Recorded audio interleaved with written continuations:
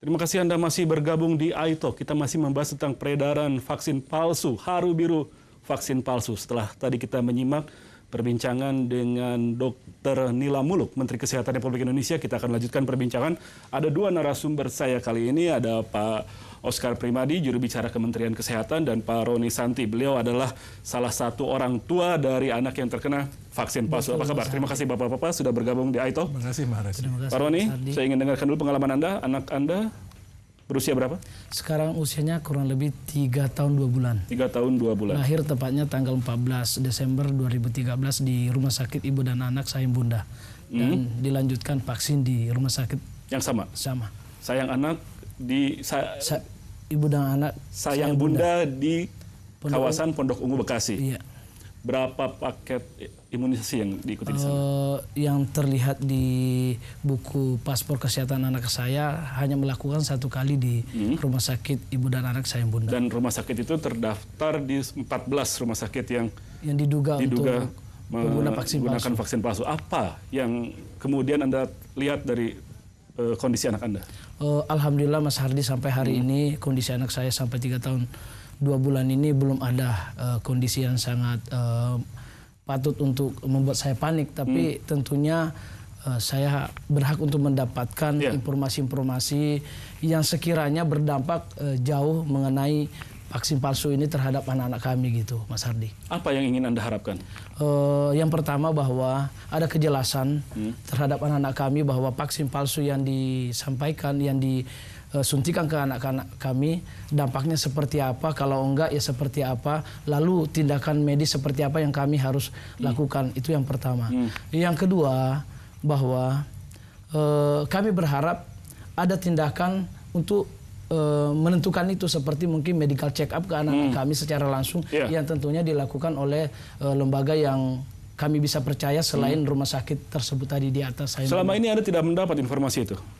Sepertinya hanya kami dari edukasinya dari media massa selama ini. Anda datang ke rumah sakit? Datang ke rumah sakit beberapa kali dan cukup alot informasi itu tidak bisa kami dapatkan sampai beberapa kali akhirnya sekitar hari Senin yang lalu sekitar pukul 4 dimediasi oleh kepolisian setempat dan Pemda, kami bisa bertemu Direktur Rumah Sakit Dr. Teguh dan menyampaikan apa keinginan kami selaku orang tua anak yang diduga menggunakan vaksin palsu ini, dan saya mintakan jawaban dan mereka berjanji sekitar hari Jumat ini menjawab. Artinya rumah sakit belum memberikan informasi apa? Belum sama sekali. Belum ada pejabat dari kementeriannya Pak Oscar di rumah sakit itu yang membantu memberikan informasi?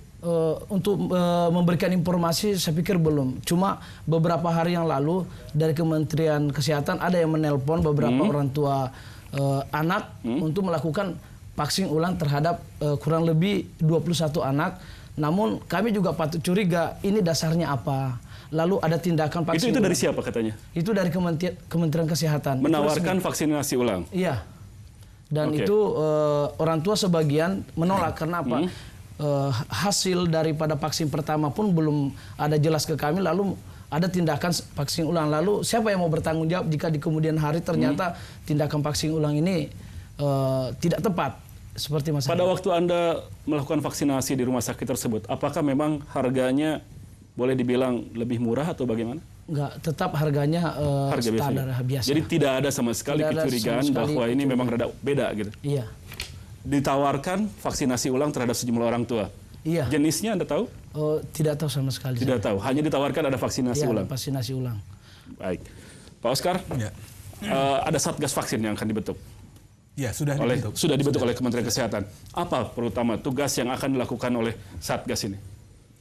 Satgas ini kan terdiri dari bermacam komponen, termasuk di sana ada Bareskrim, ada IDAI, ada Badan POM, dan Kementerian Kesehatan sendiri.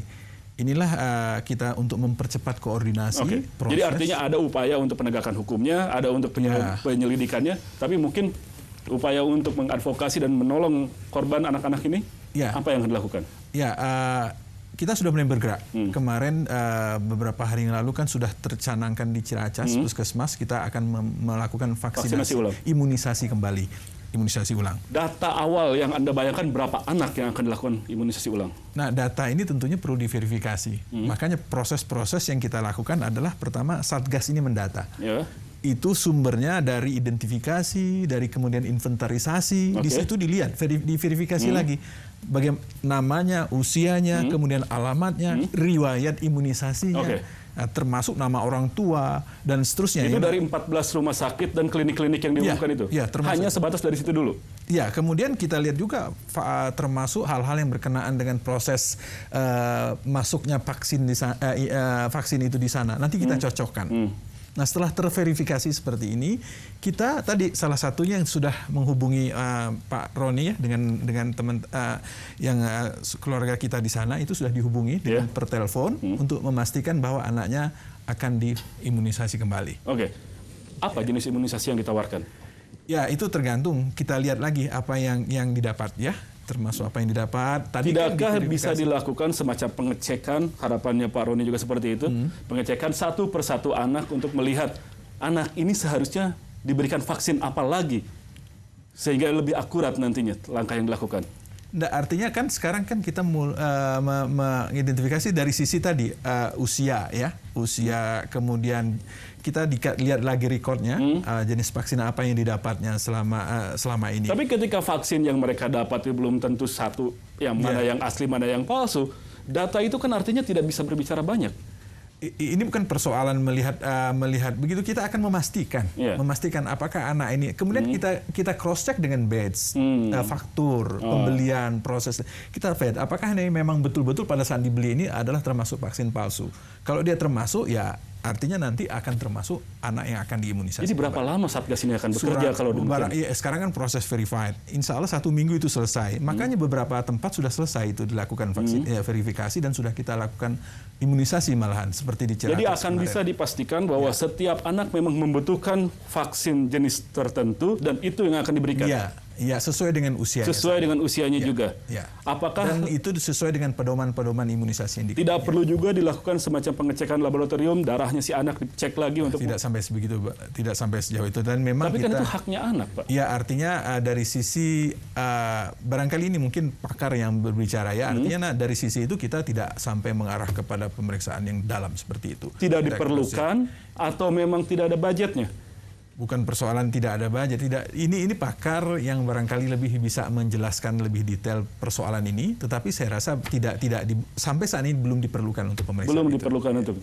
Anda kira-kira bagaimana dengan upaya yang dilakukan hanya dengan mengecek medical record dari si anak, pasportnya itu tadi, lalu kemudian dilihat lagi faktur pembelian dan lain sebagainya? Saya pikir Mas Hardi gini, apa yang dipaparkan Pak Dokter tadi selaku perwakilan dari kementerian tidak cukup membuat kami yakin tindakan-tindakan medis yang diambil kementerian sekarang, yang dengan langkah-langkah melakukan vaksin ulang. Ini cukup, trust kami sudah hancur terhadap masalah kesehatan.